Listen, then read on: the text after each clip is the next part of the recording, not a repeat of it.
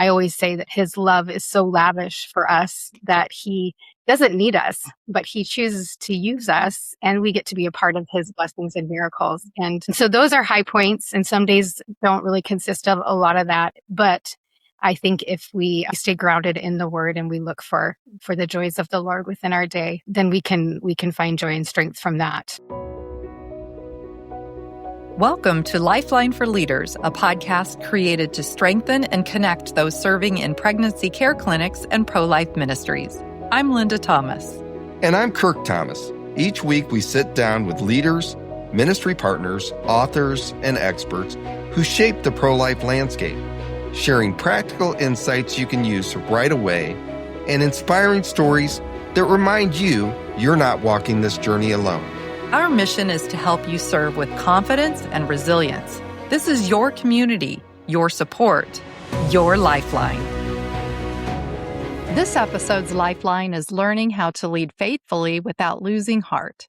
In this special two-part conversation, we are joined by three remarkable leaders from Obria Medical Clinics, Los Angeles.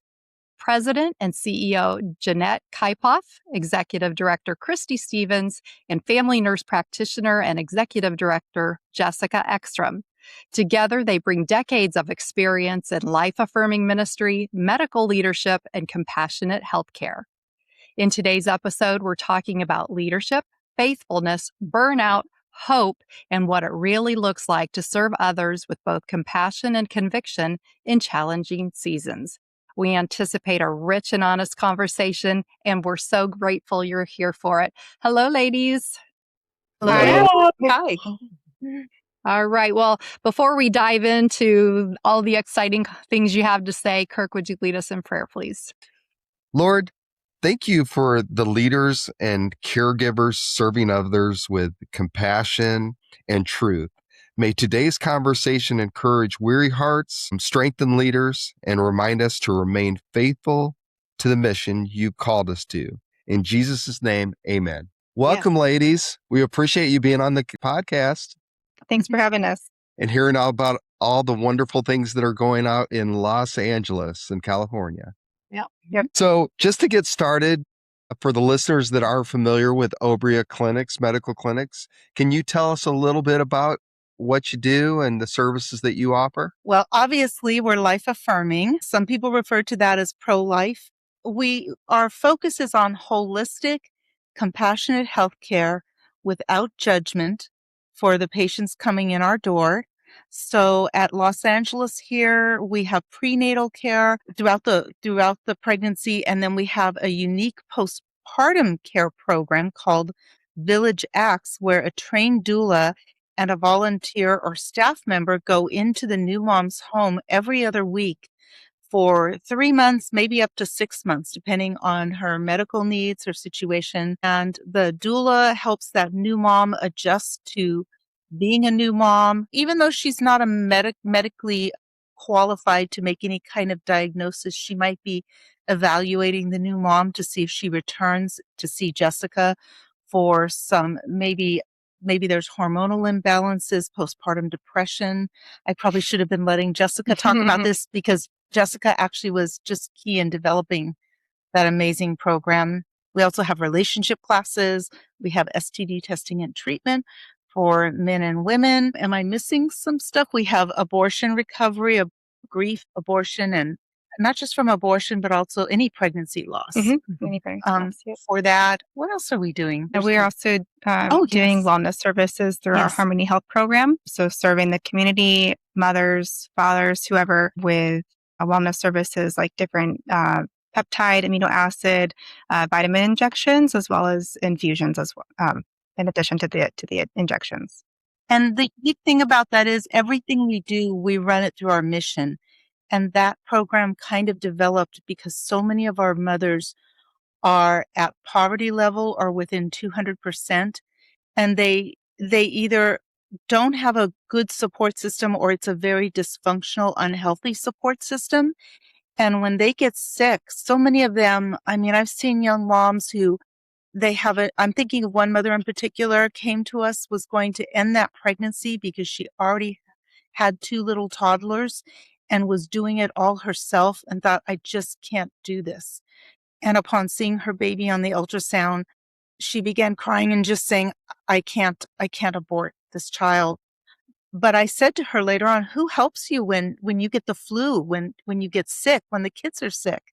And she said, no one, I just have to keep going. And so we thought if we could offer these wellness services free of charge to our new moms for the first couple years after their baby is born to help her get back in shape, back into good health quickly, that was something that aligned with our mission and our focus on holistic health.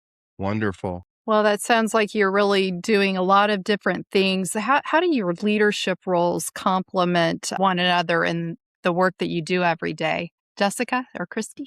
Yeah.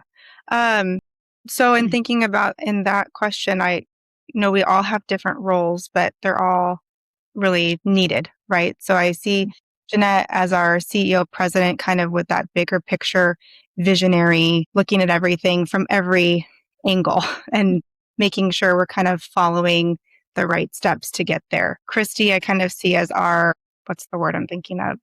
Face or the the provision, making sure that things are in order, going out and raising funds and figuring out the best way to provide for the clinic and to move things in that direction. And then myself focusing on the clinical aspect. So patient care mainly is where I'm at, policies and procedures, some admin things, but really focusing on comprehensive, holistic wellness and care for our patients that come in the door. Do you have anything to add to that as far as how your roles complement each other? I think it was described very well as far as the professional side goes. And I also think that we all have our faith at the center of what we're doing and the way we're focusing outwardly on our community. And so I do also think that each of us have strong faith, and the way that's expressed perhaps is a little different, but I think it's complementary. So we're really in a position to kind of care for each other and stand side by side with each other, because it's not an easy job. And how's Obria Los Angeles tied into the other Obria medical clinics? So can you explain that? So because I insure some up in Washington and Oregon that are Obria, and just a quick explanation of how everything fits into the franchise. Sure. So the Obria group is the support system for the affiliates. I'm currently in the CEO role of that organization. And then there is Obria Medical Clinics of Southern California, which is Santa Ana, which Kristy is the executive director. And then there is also a satellite in Fresno. But the other ones, Washington, Oregon, Iowa, and Texas, are all independent. The Obria Group does not own any of the clinics. They each are their own 501c3s. The Obria Group is providing support services. Right. Hopefully that answers that. Yeah, sure does. So, And Jeanette, with your 30 years in ministry, what has helped you not only remain faithful, but continue thriving in your work? Well, obviously the Lord. And I don't say that lightly. It's been such an amazing roller coaster ride. You know, sometimes there are just these amazing highs where you're on the mountain, and then the lows and the attacks of the enemy. God, just continually going to God. I think the thing that I've learned is just complete humility and surrender and obedience, no matter what happens. So when things seem really overwhelming, I like to break away. In fact, I will tell the staff when things seem overwhelming and there's a lot of attack from the enemy, and it seems like you have no time to break away. That is when you must make the time to break away and be with God and be quiet and listen to his voice and allow him to restore you.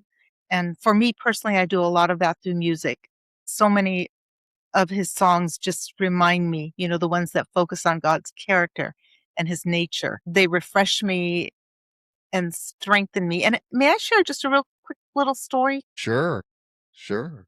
Our daughter has one genetic condition and two autoimmune, so she deals with a lot of health things. And there was one night, and I think I've told both of you this, where she called me and just, as a young adult, and just was crying and said, "Mom, I'm not going to kill myself, but I don't think I can do this the rest of my life. And, as a parent, you're so helpless. You don't know what to do.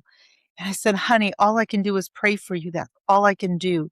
Because there's no cure for the genetic thing that she's facing. And I just began searching the Bible frantically. I just wanted one verse that God could give me that would say to me in some way, I'm going to make this better. I'm going to help in some way. And he was just silent. And I think it was about 4 hours later, I heard his voice say to me, Jeanette, stop looking at what I can do for you and start looking at who I am. And I began to flip to verses on God's character and everything he has done, who he is. And gradually, within about 3-4 hours, this peace came over me.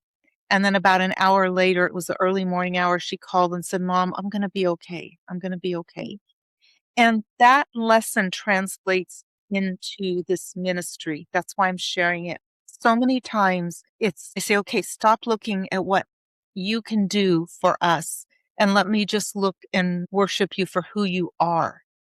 And then it's to that comes the peace and the refreshment and often a lot of answers. Wow.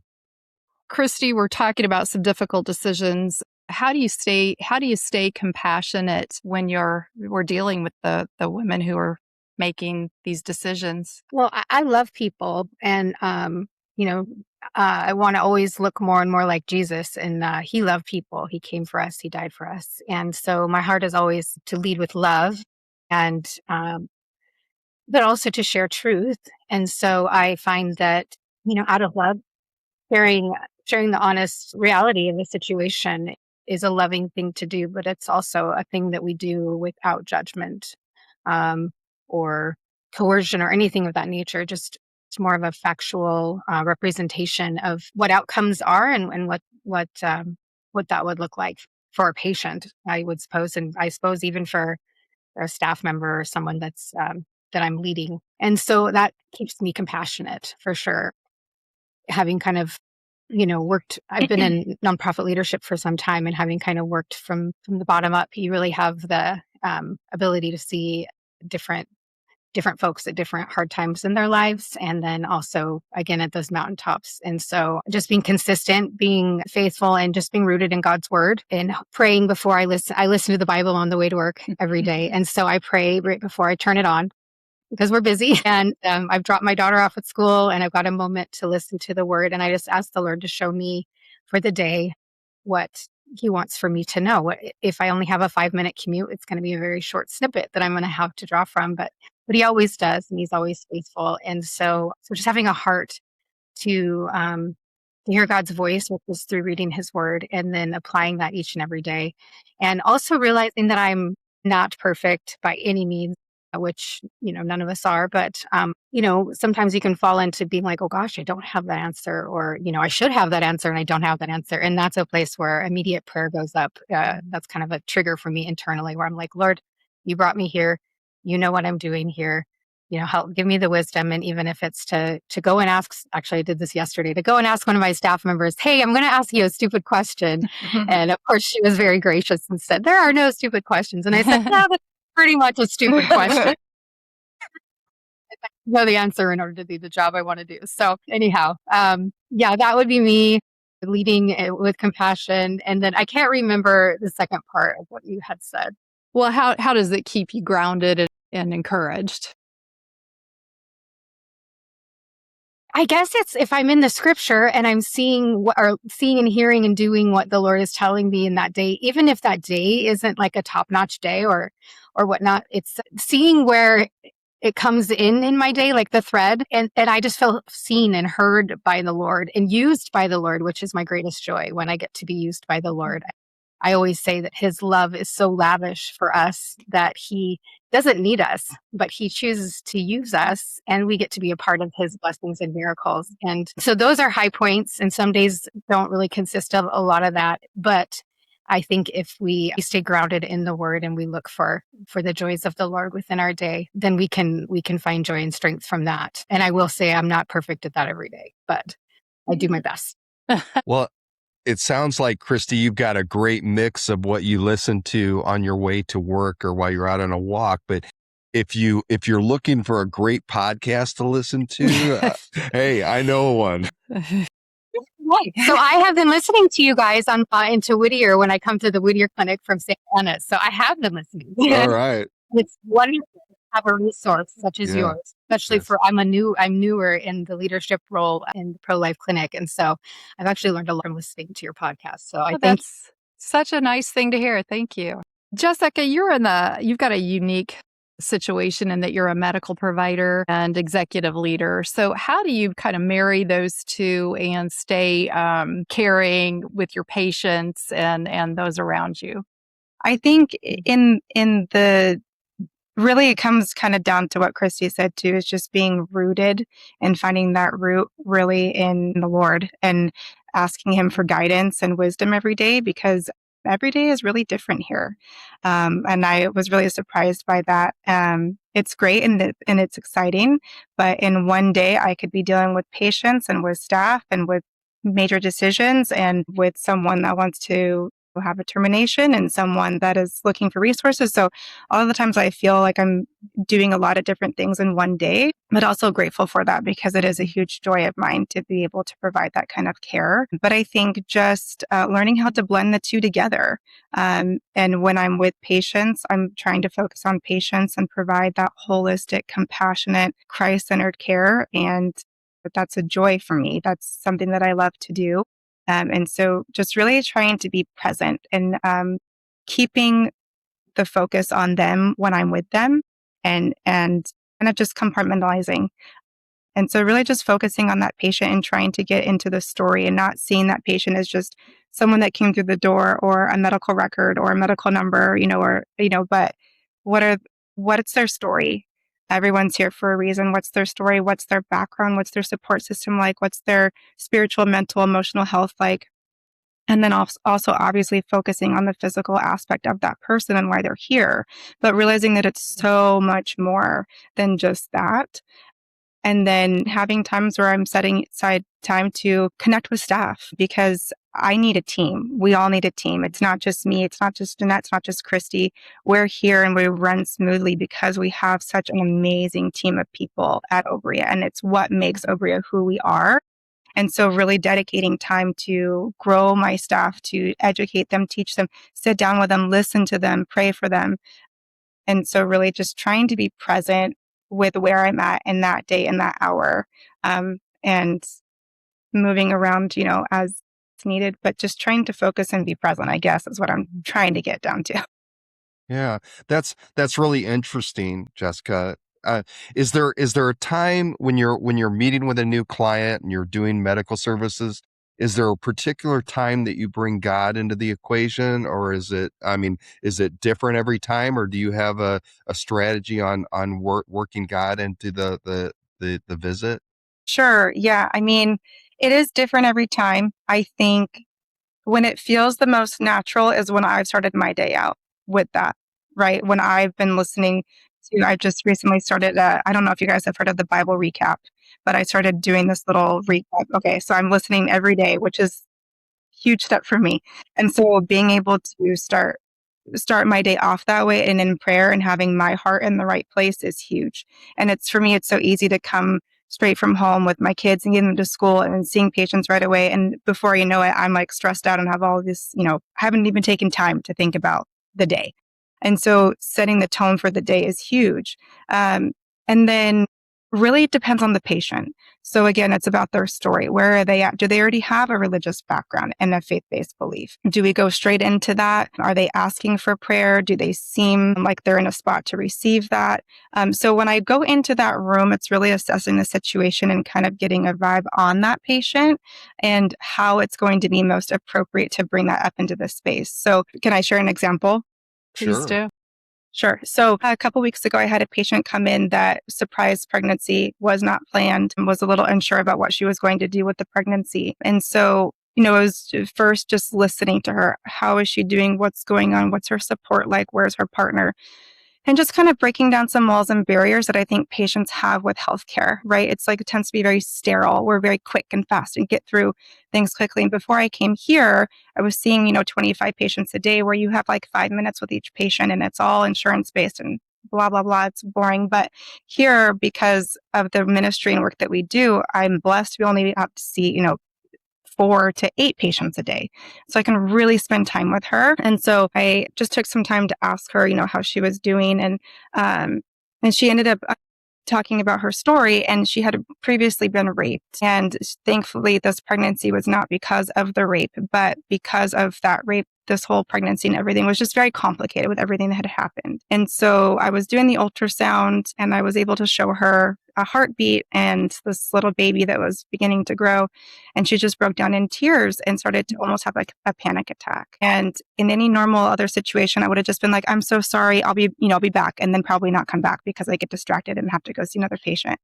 But I was able to hold her hand, and I just said, can I pray over you right now? Can I pray for you?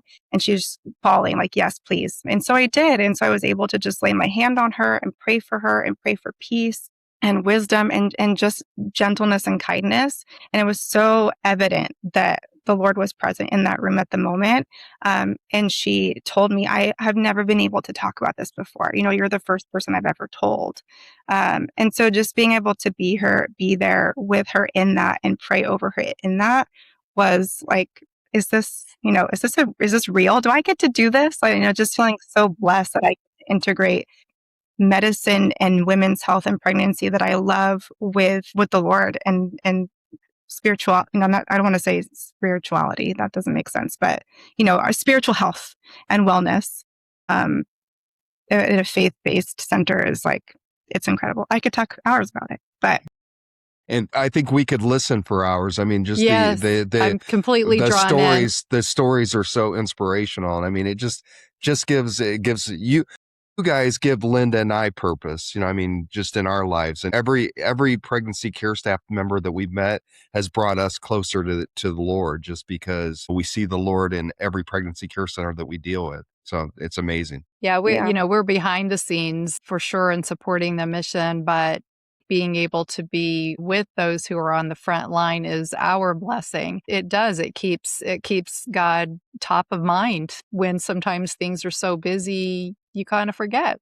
So appreciate all your stories. Jeanette, I've got one last question for you before we go on to our second episode. Each episode, we ask our guests to offer a lifeline to our listeners, something that will help them that they can carry with them maybe next week to help keep them going. Do you have a lifeline that you can think of? Not wise on my own. So I just have to use, the words of the Lord. And one of the most simple verses is just the joy of the Lord is my strength. And if we can just take that and really, again, going back to just being in his presence and soaking in who he is. I like to use the word saturate because, just saturate just fills every part of you with him. Carry that in. And it also involves sort of an emptying of yourself, to become less so he can become more. I think that's been one of the biggest things that I've learned through these years is to just transition to that. There was always to be one of those nice old, like grandma now, I'm Gammy, to be one of those wise old women who doesn't say much. I'm still working on talking less. And just the things that come out of me are very impactful, but they're really not from me. They're from the Lord. So it all goes back to the Lord. Like Kristy and Jessica said, our relationship with God, trusting in him, believing in him, seeing ourselves for who we accurately are, which on the one hand are these, God has created us and he loves us with this everlasting love that is beyond what I could imagine. And someday I think in his presence, maybe I'll feel the fullness of it in a way I can't on earth, but also recognizing I can do nothing, without the Lord. I can do nothing without him. So knowing who we are and who he is. What a meaningful conversation. Our sincere thanks to Jeanette Kuiphof, Kristy Stevens, and Jessica Ekstrom for sharing their wisdom and heart with us today. And this is only part one of our conversation with the Obria team. In our next episode, we'll explore Obria's vision for the future of life-affirming healthcare and the growing impact of compassionate medical care. Until next time, keep leading with courage and compassion. Thanks for joining us today on Lifeline for Leaders. If today's episode was meaningful, feel free to share it with someone who might benefit. And don't forget to subscribe so you never miss a conversation. Remember, you don't have to walk this mission alone. We're honored to walk alongside you. See you next time.